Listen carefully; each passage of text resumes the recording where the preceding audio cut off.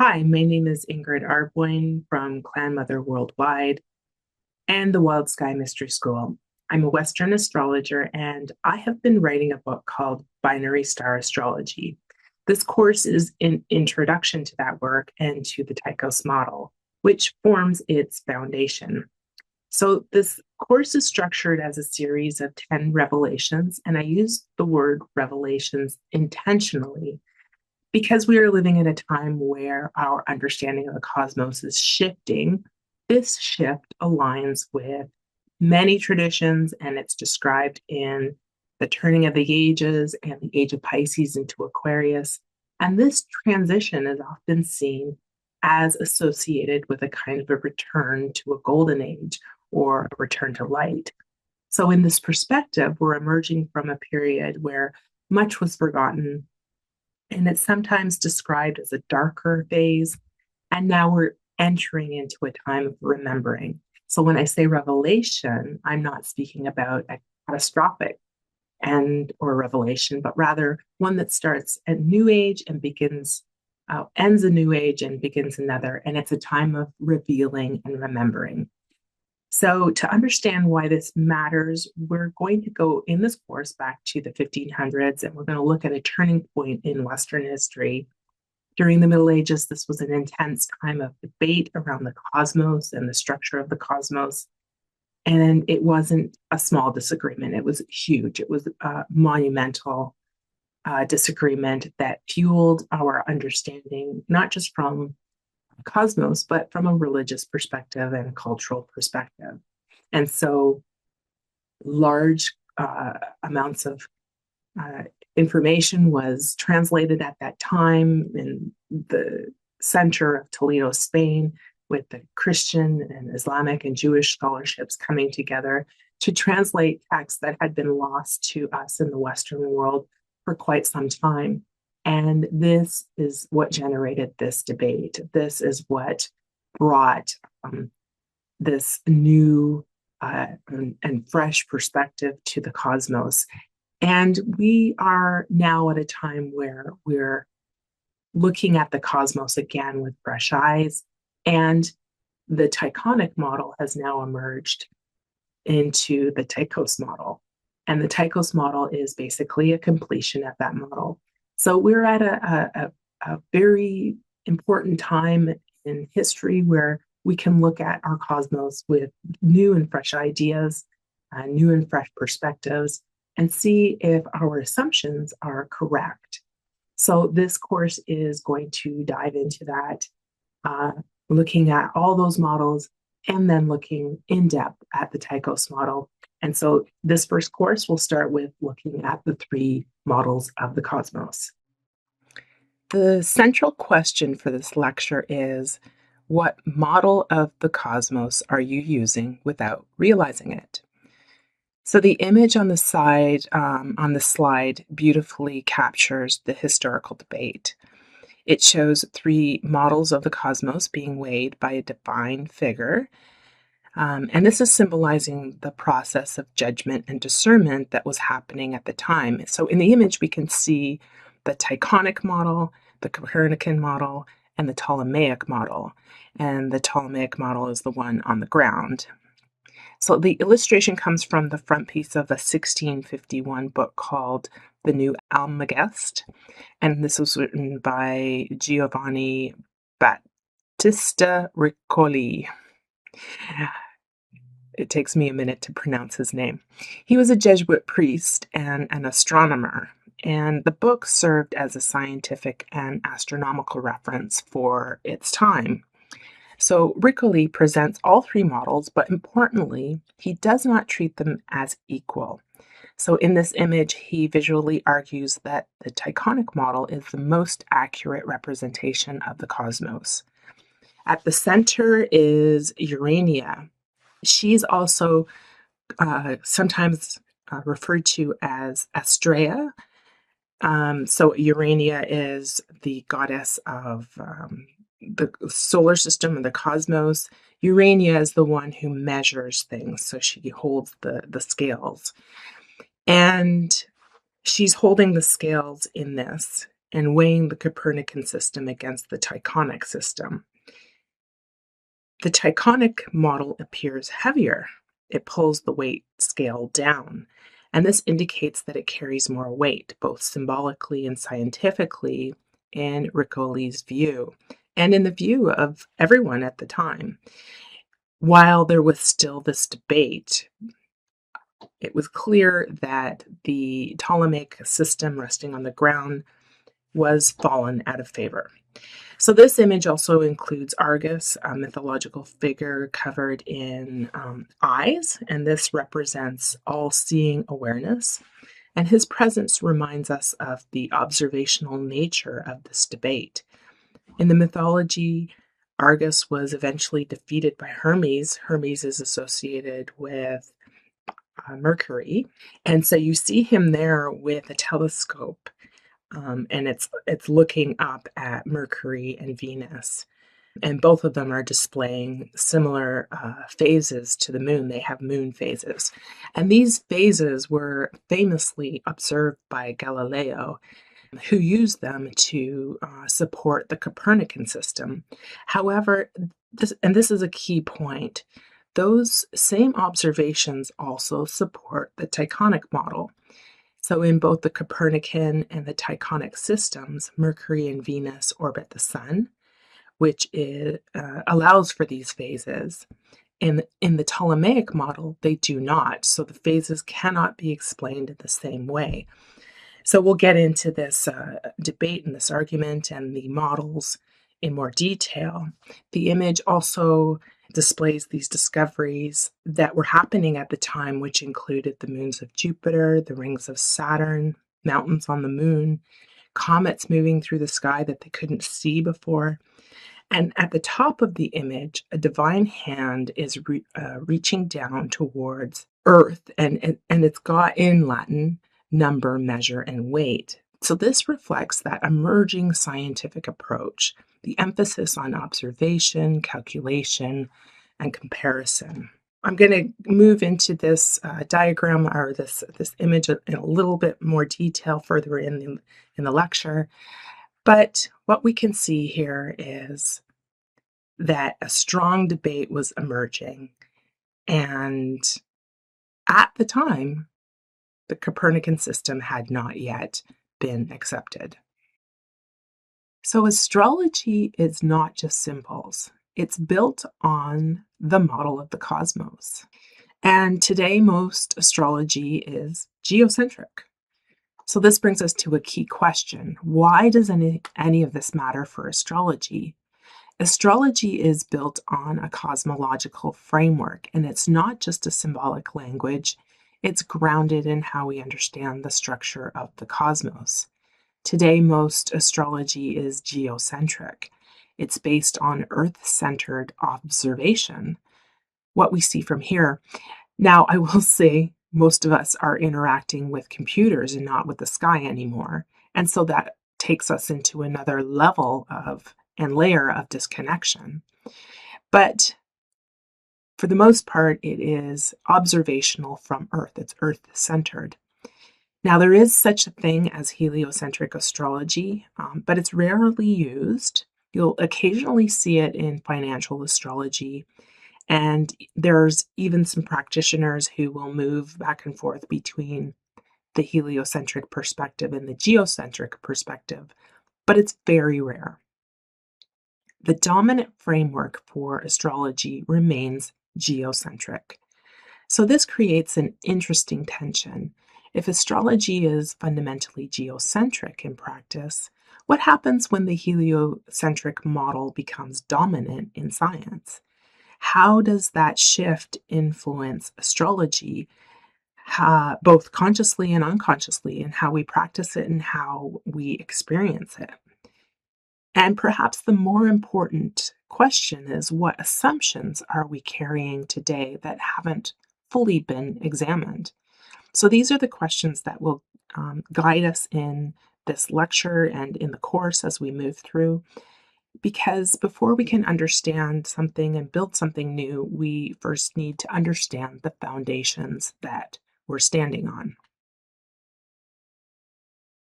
So if astrology is geocentric, what impact did the heliocentric model have on astrology?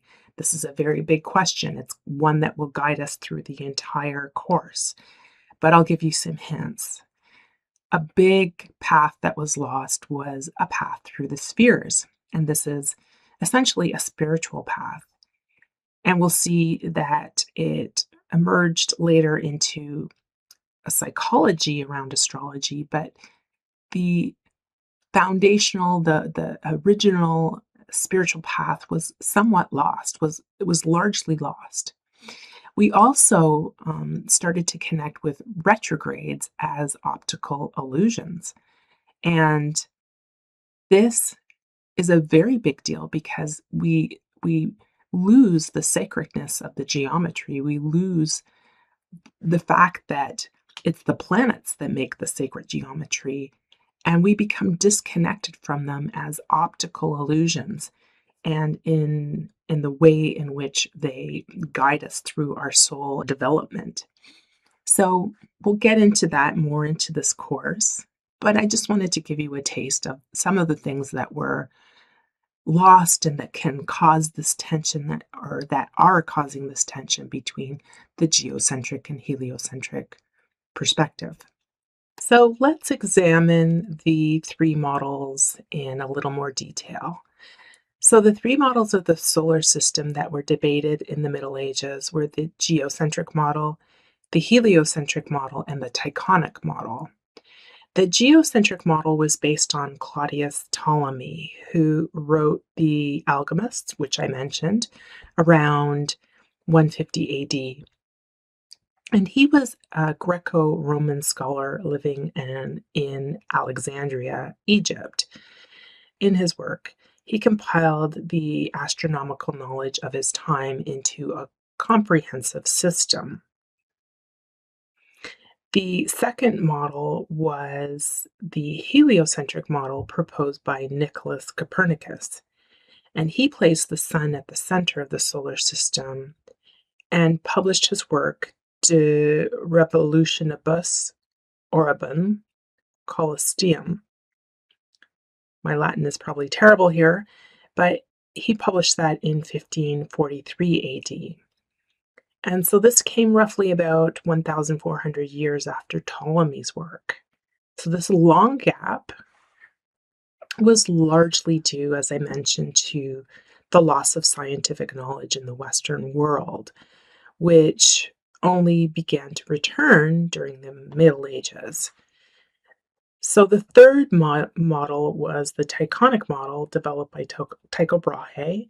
And Tycho Brahe, his model wasn't fully published until after his death. He died in 1601, but he had an earlier work called De Nova Stella, which was a discussion of the supernova that was observed in 1572.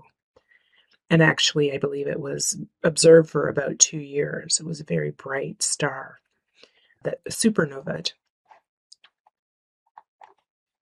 So we'll go into these three models in a little more detail.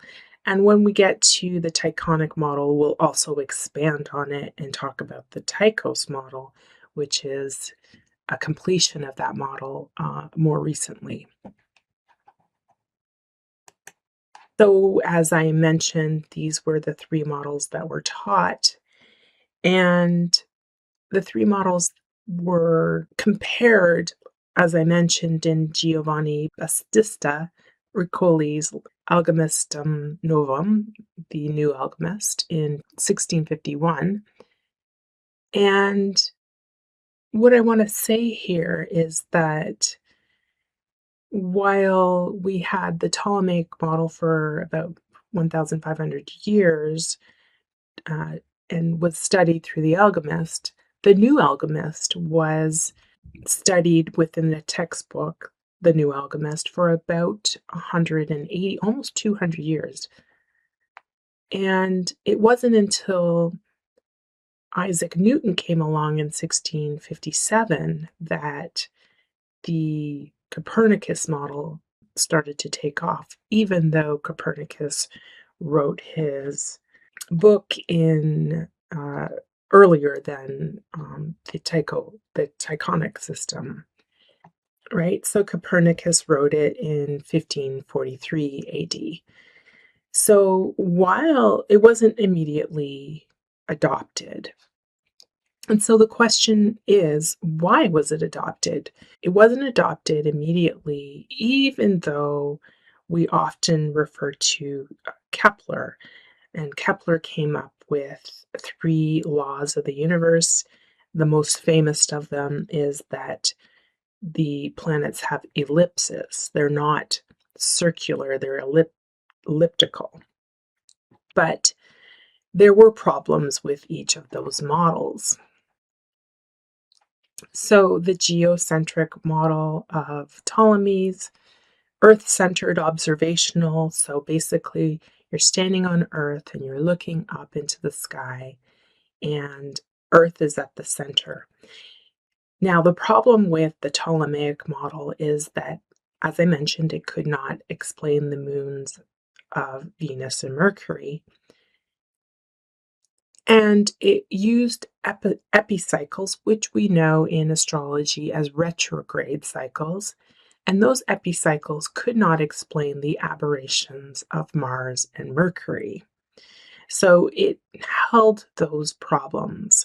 It could not accurately predict when Mars would come along or when Mercury would come along based on perfectly concentric circles around Earth. So the heliocentric model switches all of that, and now we have the sun at the center. This is an image of the Copernicus model from a 1702 map called A New and Corrected Map of the World. I just took a screenshot from it. And the various systems of Ptolemy and Copernicus are also there on that map. I'll show you that map a little bit later.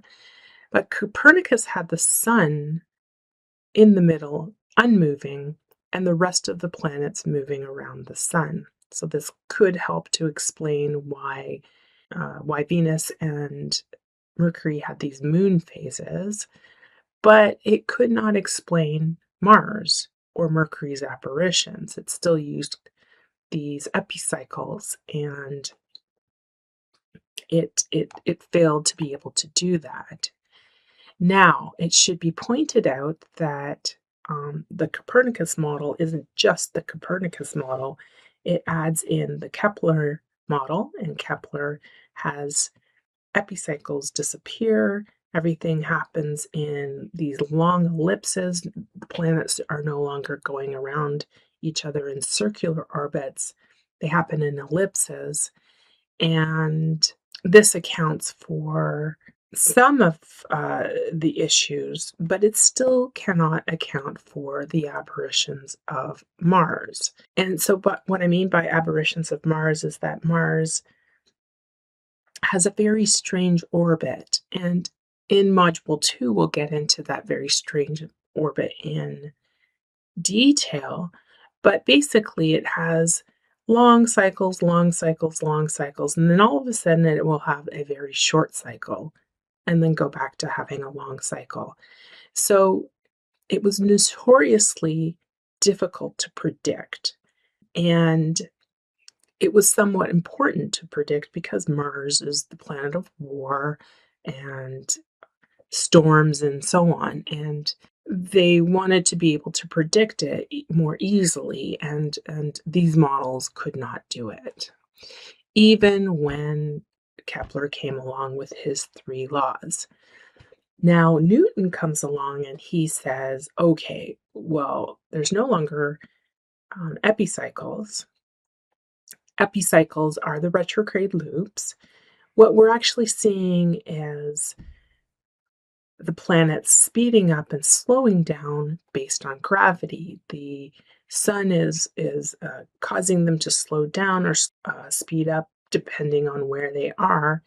And those epicycles, retrograde loops, disappear, and instead they become optical illusions. However, it still cannot explain the cycle of Mars. And so this is where we come to the Tychos model, and before that, the Tychonic model. In the Tychonic model, the sun is orbiting Earth and everything else is orbiting the sun. And Mars and the sun have overlapping orbits.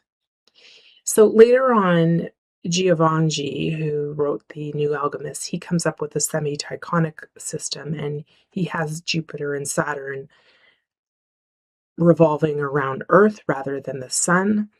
And then later on, very recently, we get the Tychos model. And the Tychos model adds what is called the PVP orbit. And so this is the orbit that's basically the great year that explains the large cycle that Earth goes through. So the Tychonic system perfectly explains the orbits of Mercury and Mars and their aberration because they overlap in places, and that creates from Earth our observation of the planets being coming around quicker or slower. We're able to predict exactly when Mars will be, where Mars will be with that, as well as the other planets, including Mercury. The semi-Tychonic system corrects for Jupiter and Saturn, and the Tycho system adds in the great year, which notoriously other systems cannot account for accurately. The Tycho system can.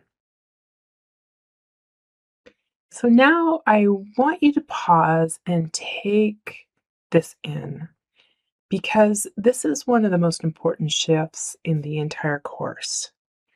Up until the Middle Ages, what we call astronomy and astrology were not separate disciplines. They were unified under one system, a cosmology. And there was no division between measuring the heavens and interpreting their meaning. These were understood as two aspects of the same reality. Today, we tend to associate astrology with psychology, especially through the work of Carl Jung. But psychology itself isn't a very recent discipline. It formally established in 1879. So before psychology existed, how did astrology carry meaning? It carried meaning because it was the cosmos itself. It was understood to be meaningful. The cosmos was a reflection of what was on Earth. And it was also a reflection of how we get to heaven, a path through from Earth to heaven. So I just want to return for a moment to this cover of The New Alchemist, because there's lots of, along with the images that are there, there are words that really convey the conflict that was happening and how things were starting to evolve.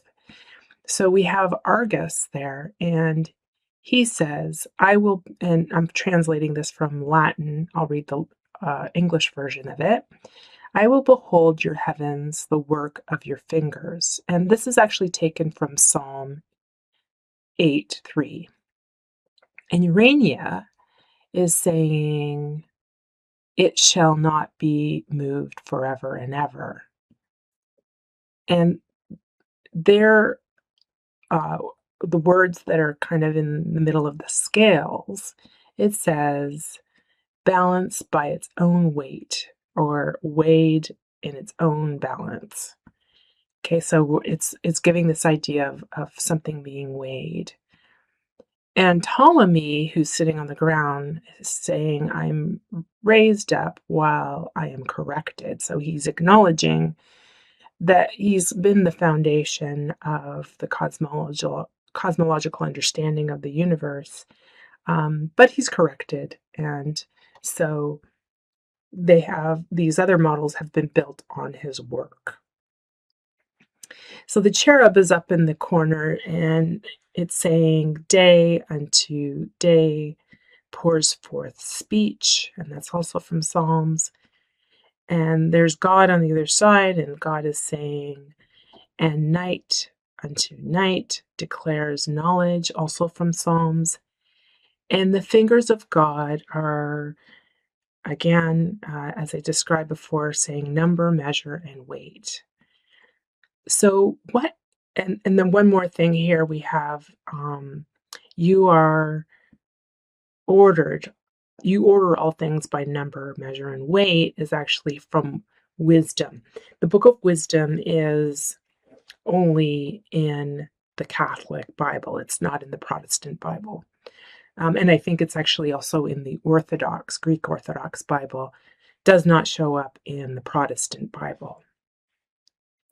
So here is this debate that's happening in this image of the cosmos, the meaning of the cosmos, because here he's actually using scripture.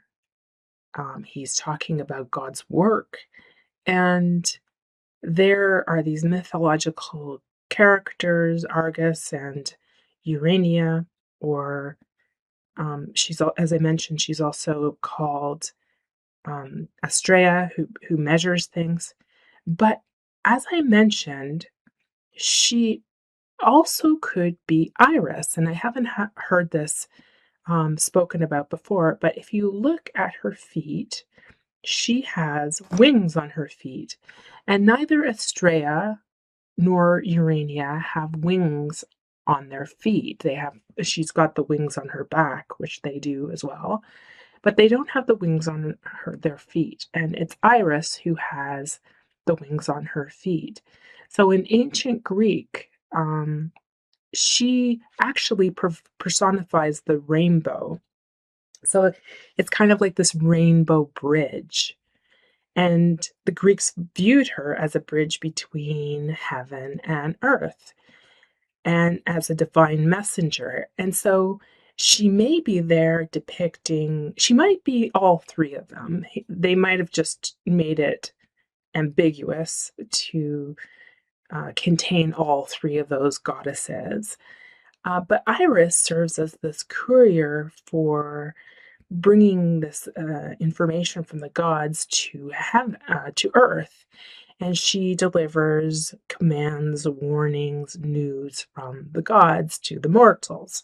So she's this bridge, and so here, what he's trying to convey is that there's this information about the cosmos that is really, it's still God, and we are interpreting it, and we need to be interpreting it through God's eyes. Yet, we also have these words number, measure, and weight. And this is the direction that things start to move at this time, to number, measure, and weight, to objectivity, and less about God's commands. We have there Argus with the eyes. Let's see what we're seeing and make sense of it, and try to understand what God is trying to say to us. So it's this debate that is happening, and in this depiction, he tries to find this medium ground for understanding it. But what really does happen is that it moves towards objectivity. So let's look at the path that was before. So we see here the heavenly spheres, the structures of the cosmos as it was understood in Ptolemaic times or in the Ptolemaic model. And these spheres represent the moon, Mercury, Venus, the sun, Mars, Jupiter, Saturn, and beyond them, the fixed stars and the divine realm. And this was not just an astronomical diagram, it was a map of the existence, a map of the ascent. The soul in this worldview moved through these spheres, ultimately returning to the divine source. So cosmology was not abstract, it was existential. It answered, where are we? Where are we going? And how do we get there? And you can see this cosmology embedded directly into the architecture in the Gothic cathedrals, in sacred art, in the orientations of the churches. And many churches are aligned east and west to track the movements of the sun, the solstices and equinoxes. And because the heavens were not separate from worship, they were a part of it. And this on this left side, we have Karnak. And so this is going way back beyond Christianity into Egyptian times, where there was a cosmology that still embedded or still had this concept embedded into it, right? And so even beyond that, we'll see zodiacs in the imagery of churches. It's strange to us now because we think, wow, how is there a zodiac in the church? We see it as very unchristian, but it was part of the divine order and how the divine order was understood.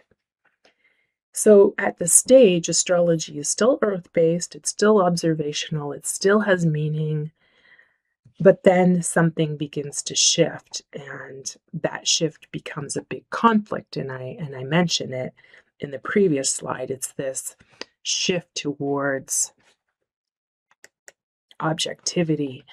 And so astrology earth-based, I just wanted to show you this wonderful map. It's got all of the cosmological models on it on the side, as well as earth. And just depicting earth being very earth-based, astrology being very earth-based. So back in this earlier worldview, the sky was not just a physical system, it was communicative, it was symbolic, it had order and intention, and because of that, the same individuals who tracked the planetary motions were also interpreting what those motions meant. So let's look at a powerful example. In 1572, there was this new star that appeared in the sky, what we now understand as a supernova. And this was observed by Tycho Brahe, one of the most precise observational astronomers in history, and he publishes De Nova Stella. Now, here's the important part. He doesn't just describe the astronomical event, he also interprets it. So when Tycho Brahe noted the position of the stars, he noted that astronomically it was happening in Cassiopeia, but the astrological place of it was the first degree of Aries or 0 Aries. And this aligned with a larger planetary cycle that was happening. And from this, he made a prediction. He connected the celestial event to the Saturn-Jupiter conjunction cycles, because Saturn and Jupiter go through these triplicities, and it was moving into the triplicity of fire. So with this supernova happening in the first degree of a fire sign Aries, and Saturn and Jupiter moving into these 200-year cycles of fire triplicities, he did not find this random. He thought it was signaling something important. And his interpretation was that it was signaling the decline of Catholic dominance and the rise of Protestantism. And he actually even gave it a time frame. He said from 1592 to 1632. And this was actually in line with one of the major leaders of the Protestant movement and when he actually lived and died. So now, whether we interpret that literally or symbolically is not the point. The point is there was no contradiction in his mind between the scientific precision and the symbolic meaning. They belong together. And we'll also see the same event witnessed by John Dee and Thomas Digges, who were British astronomers. They both interpreted this meaning. John Dee, anyways, famously interpreted this star as being connected to the future of what would become the British Empire, and he even conceptualized that idea of the British Empire. And so when we look back at this period, we're not just looking at science versus superstition, we're looking at a unified worldview in which observation, mathematics, symbolism, and meaning were part of one coherent system. And this system was deeply tied to religion because the structure of the cosmos was not just physical, it was spiritual and a path, as I mentioned. So you might be wondering, it's very interesting because Tycho Brahe makes this prediction that it's, going to mean the decline of the Catholic religion. He's a Lutheran. Yet his model is adopted by the Catholic Church as the predominant model, as the model that explains our cosmos. And it's said that one of the reasons for that is that it still has Earth at the center of it. It still provides a path to the heavens. But I'm not so sure that that is, in fact, the case, because when we look at the cover of the new Almagest, we really do see the scientific approach coming into it. And yes, they're trying to merge both science and religion there. But it is very interesting that despite his bad-mouthing astrologically the Catholic Church, they still adopt his model as the one that makes the most sense. Questioning the heavens, however, created this tension politically, religiously, and it was very dangerous. So while they're making astrological predictions and they are coming up with these models of the cosmos, it's extremely dangerous. So now we're entering into a period of extreme tension, extreme conflict, and extreme risk. The Ptolemy model was widely accepted by the Catholic Church, and it was accepted because it aligned with their theology. Earth was at the center, humanity was at the center, creation ordered towards God. There was a structure of ascent through the heavens. But then came the Copernican model, and suddenly Earth is no longer at the center. There's just a scientific claim, but there is a massive theological disruption. Right? So scripture, such as the passage in the book of Joshua describing the sun standing still, is still being interpreted literally. So if the earth moves, then what does it mean for scripture, for its authority, for its truth? And this is why heliocentrism was considered heretical, and why figures like Galileo were put on trial. Galileo used the telescope to observe the phases of Venus and Mercury. This he used, as I mentioned before, to support the Copernican system. Yet it was not okay. It was not evidence enough to destroy the Catholic Church or the Church's authority. And then meanwhile, we have Copernicus himself, who he avoided persecution largely because his work was published at the end of his life. So he published it, and they say he, fresh off the printing press, and he dies. So there's no opportunity for the church to go after him for heresy. And so this kind of brings me to another point, because this is a period that is shaped largely by the invention of the printing press And again, information books are being printed and distributed, and they're being translated. The Protestant Reformation is happening because of the printing press. The Bible is now printed, and Martin Luther challenges the central authority of the church, and he's saying everybody should have a direct relationship or direct contact with God and be able to read the Bible themselves. And so this time period is a time period where knowledge is spreading faster than it can be controlled by anybody in the control systems like the church. So this escalates fear, accusations of heresy. There's the witch trials at this time. The hammer of the witches is, or it's called Malus Maleficarum. I should just stick to probably the English because my Latin is terrible. It translates to the hammer of the witches, and this is widely distributed and widely read and is used to go after women as witches. And even the brilliant minds like Kepler and Tycho Brahe and so on were not safe. So Johannes Kepler ends up having to defend his mother against accusations of witchcraft. Tycho Brahe he's welcomed in the court and largely supported by the king.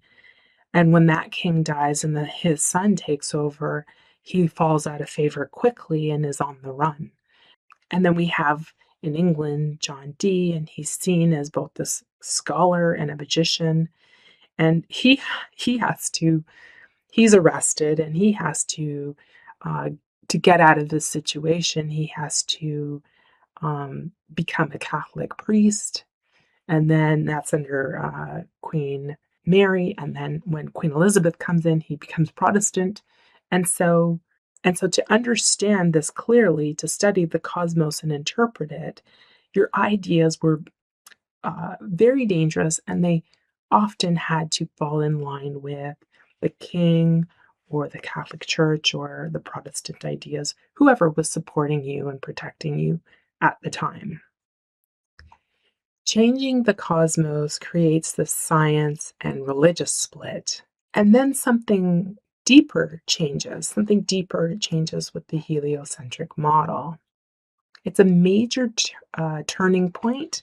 So, as I mentioned before, Isaac Newton introduces the concept of gravity, and there is this explanation for planetary motions that supports heliocentrism.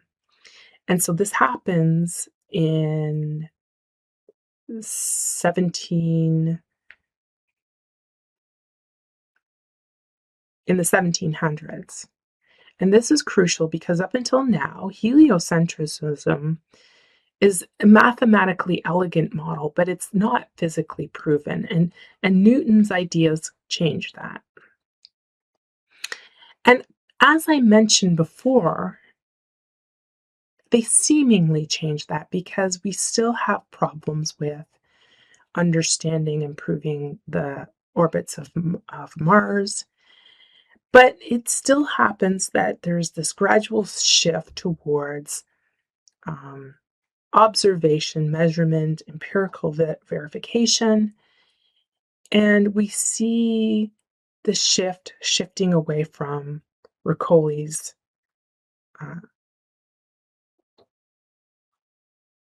works of the New Almagest. So truth is now pursued through observation, not revelation, not symbolism.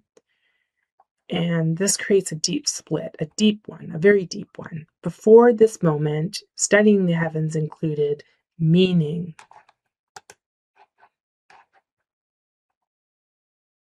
philosophy, music, sacred geometry.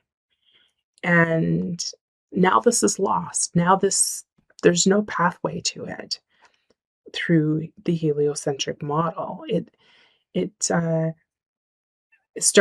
we start from the sun, we lose our place. So here is that model from the Ptolemaic perspective. This is a beautiful image of the spheres, the 7 spheres up into God. And now we arrive at the consequence.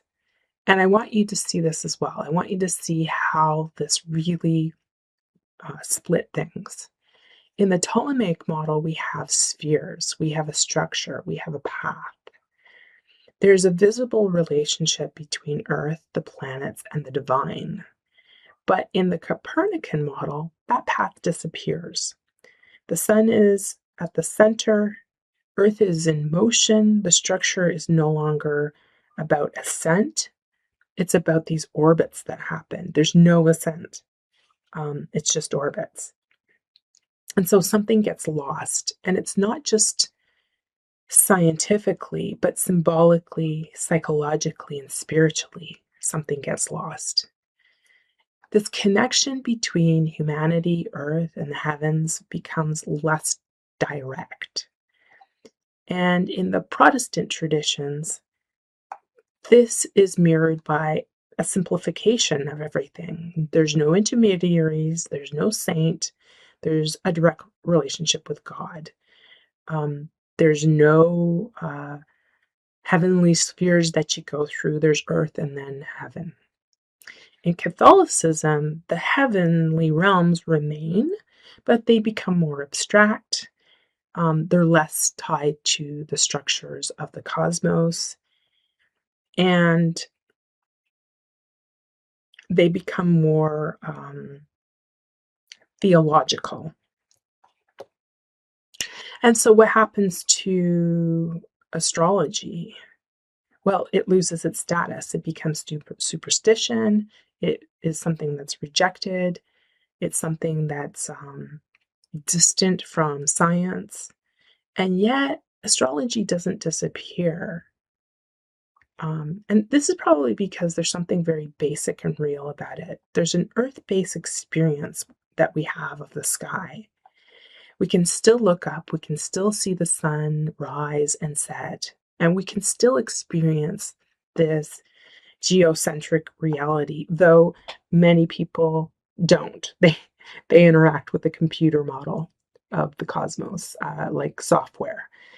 But we're told not to trust it. And we're told not to trust what we see. If we went outside and looked, what we are experiencing and seeing, it leaves us in this strange position where we live in this heliocentric model, but experience a geocentric one. And the meaning that was once connected is lost.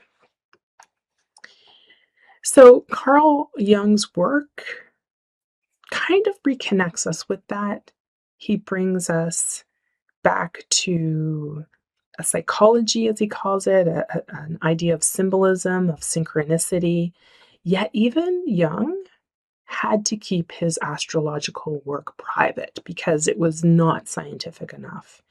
And so it had a stigma to it. I think there's a story where he tells Freud, who he's working under, about his work with astrology, and Freud is, you'll never be, like he poo-poos him, you'll never be recognized. So you're seeing here, it's not just a historical shift, it's a break in a worldview, and a break in meaning, and a break in our relationship to the cosmos. So this course is about understanding that break. And we can start to see what was lost and what can be restored through the Tychos model.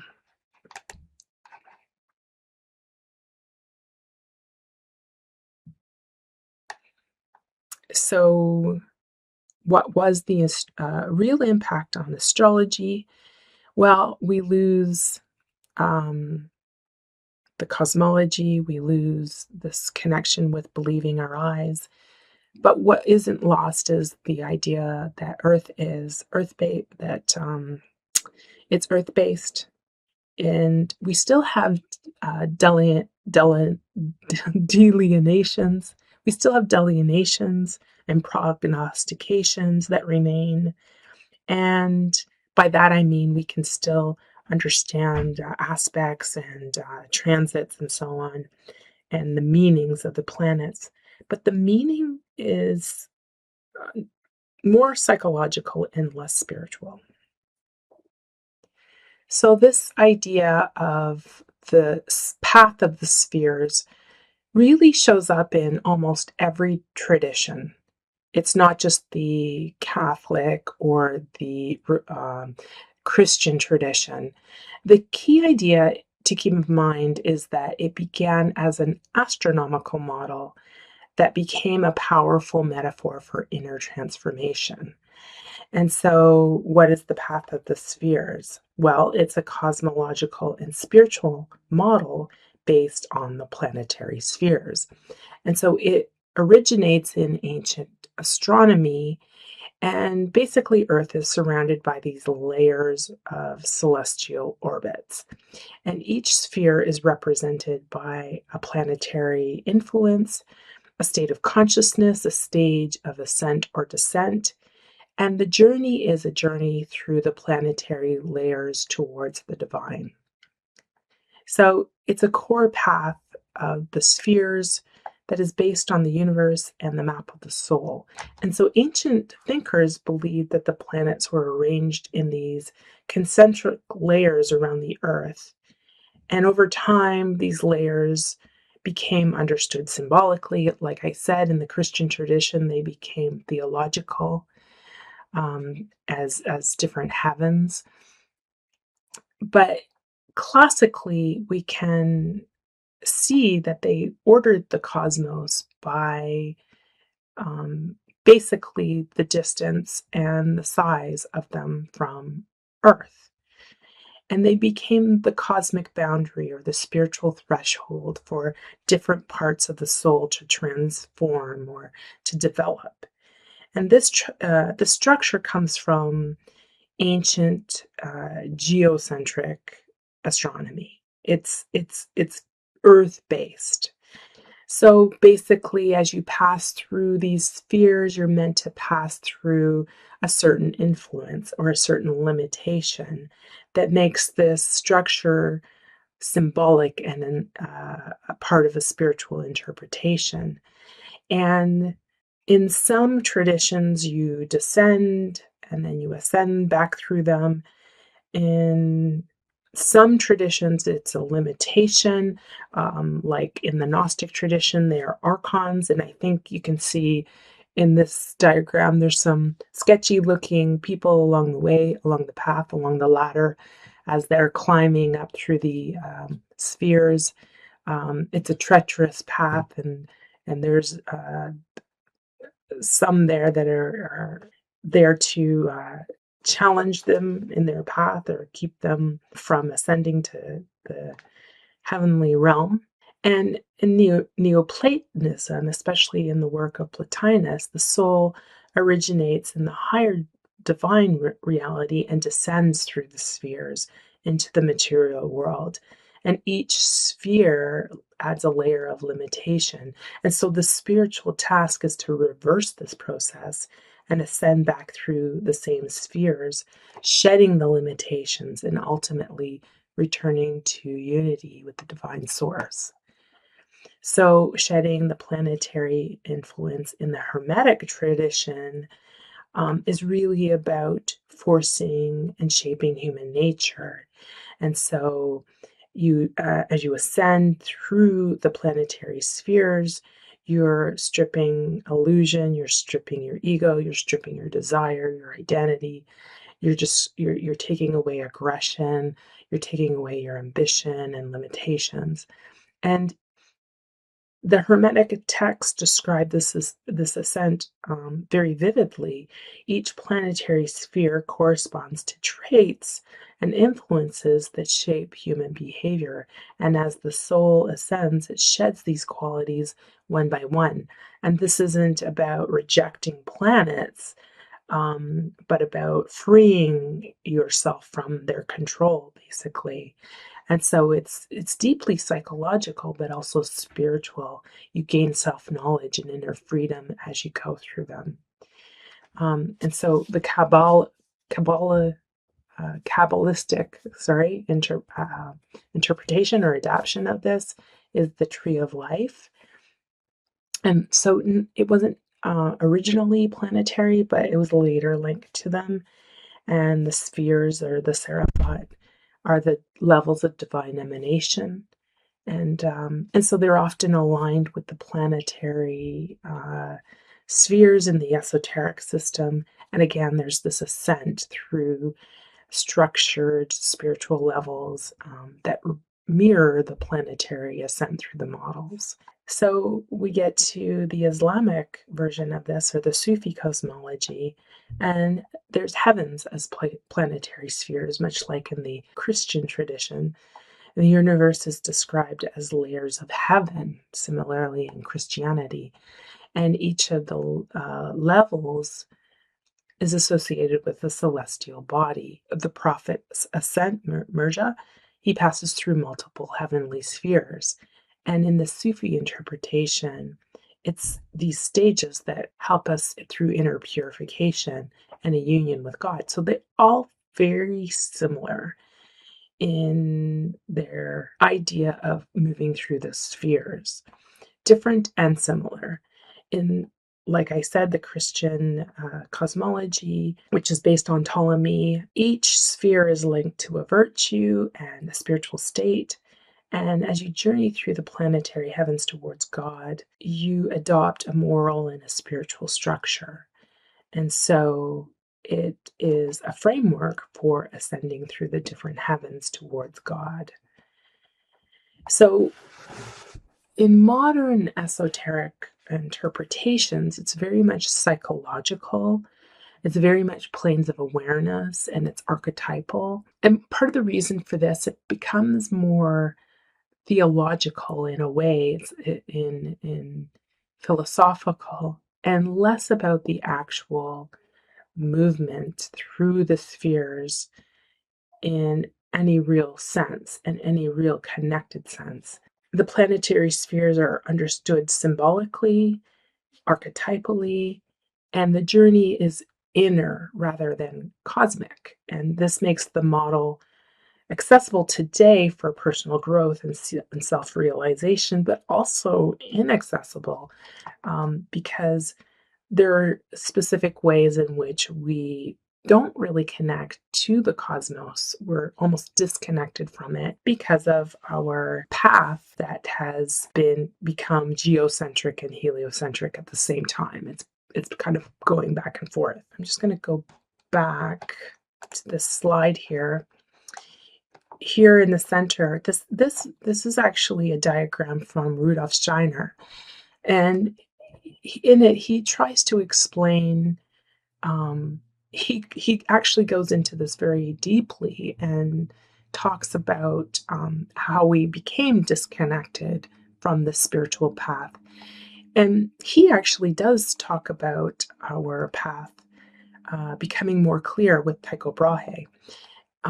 But this is his diagram, and in it he's trying to explain how we have this heliocentric and geocentric path. And you can see it's just, there isn't a straight path up like Ptolemy. It's back and forth. So we have this big question mark with Tycho Brahe. Rudolf Steiner never gets to how it would actually work with Tycho Brahe. He has a very theoretical idea of it, but I'm going to show you in later modules just how it does connect, how we can reconnect with the spheres, moving up through the spheres with the Tychos, in particular with the Tychos model. So astrology is geocentric, but it gets explained heliocentrically. So just to sum it up, Astrology remains geocentric and symbolic. Astronomy moves towards heliocentrism and mechanical modes of understanding. Yet today, astrology is practiced from Earth-based perspective, but often explained in the sun-centered framework. So this is very confusing, disconnected, disjointed, and it does lose many things, as I mentioned before. And we're going to get deeper into those losses and how we can reconnect to them through the Tychos model as we move along. So was it the winner or the best? Was heliocentrism the winner or was it the best model? Maybe we got stagnated in time in really assessing our model and coming to a real truth. Because if you ask people today, the science is settled. It's heliocentric. However, they do not question some of the very important places where it falls down. So what if we reconnect the Tychos model as a bridge? It's geoaxial. Well, myth starts to make sense. Astrology in the ancient world starts to make sense. That it really does take us back to a time where perhaps this model was already known far, far beyond Ptolemy. It takes us back into sacred geometry, into harmony and resonance. It's a very powerful reconnection, not only astrologically and symbolically, but mathematically and mechanically. It all makes sense. As they say, the maths. The math starts to math. So let me just go through the basics of the Tychos model. As opposed to the heliocentric model, the sun is orbiting around Earth rather than Earth orbiting around the sun. So the sun and Mars, so this is the sun's orbit, the red one is Mars's orbit, they're in overlapping orbits. And in the galaxy, two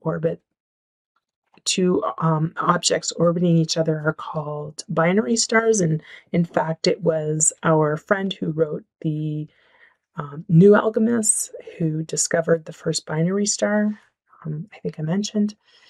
And Tycho Brahe solves for Mars's irregularity by suggesting that Mars and the Sun are in overlapping orbits. So Simon was able to confirm this hypothesis with the use of technology that he developed through the Tychosium. We'll get into the Tychosium and how we can use the model and how it demonstrates this in further modules. But it's important right now to point out that the Tychosium uses the same ephemeral data information as NASA, as any other online planetarium, as Stellarium, and it is consistent with present-day data. And the only difference is that it doesn't employ elliptical orbits or use varying planetary speeds. The planets are circular, their orbits are circular, and they use retrograde paths, which are very real geometry. And we'll get into that in further lectures to really help us understand exactly how that happens. So the Earth also has an orbit, and the Earth moves through a very slow orbit, and Earth is actually moving in the opposite direction to all the other planets. So it's taking 25,344 years in Tycho Brahe's model, and he had an unmoving Earth. But his assistant, after his death, updated the model to include Earth's daily rotation. And so maybe these were things that he was going to get to, but he was, some say he was murdered. He died very young. So the cornerstone of the Tychos is this 25,344 year cycle. And so the Tycho Brahe model is updated by Simon Schach to include this orbit. where Earth orbits through a cycle where it points at our North Pole, anyhow, points at Polaris. 12,000 years later, points at Vega, and approximately 12,000 years later, again, points at Polaris. So this means that Earth doesn't move still. Earth is not still. The sun is not still. Nothing is still in the geoaxial or model. So the triquetral orbits, what I mentioned, are what we call retrogrades. They eliminate the need for the planets to speed up and slow down. The epicycles of Earth's evolution are also understood when you understand those triquetral orbits. Earth makes them too. And these help us to understand both the small orbits of retrogrades and the large orbits, which relate to Earth cycles and sacred geometry. Very, very important. It really connects us back to the sacredness, to the sacred geometry, to the music of the spheres, through the path of the soul, through these different spheres. So, what we have is a model that has uniformly circular orbits. It uses triquetral orbits, respecting the laws of geometry. It uses the same ephemeral data as the Copernicus and other models, and it uses invariable speeds. Planets do not speed up or slow down. The Tychos model is probably the most understandable piece of science you will ever come across. It fits the model of parsimony. It is the simplest explanation that fits all of the evidence, and it magically makes many of the questions that still remain in science disappear. And so for many of those, you will have to go and read the Tychos book, written by Simon Shack. It is available for free, and you can check out the resource list for where you can find those. That's a lot of information, so I would love for you to just reflect on some of the things that have shifted for you, some of the things that maybe have made you feel uncomfortable. And what we're going to do is we're going to get into this further in further episodes. If you are watching this on YouTube, this is the first module in a module of 10 courses. I'm providing this for free. The library is also for free. You can join our library for the Fringe and Free Guide to the Cosmos, where we have books, tools, PDFs, and exclusive resource content to help you expand your knowledge of the cosmos and gnosis. And it is completely free. So please join us. If you found this course interesting and you want to take the rest of the course, please do go to the Wild Sky Mystery School and you will see the course available there. And we'll see you in the next module. The next module, binary stars and what they are all about.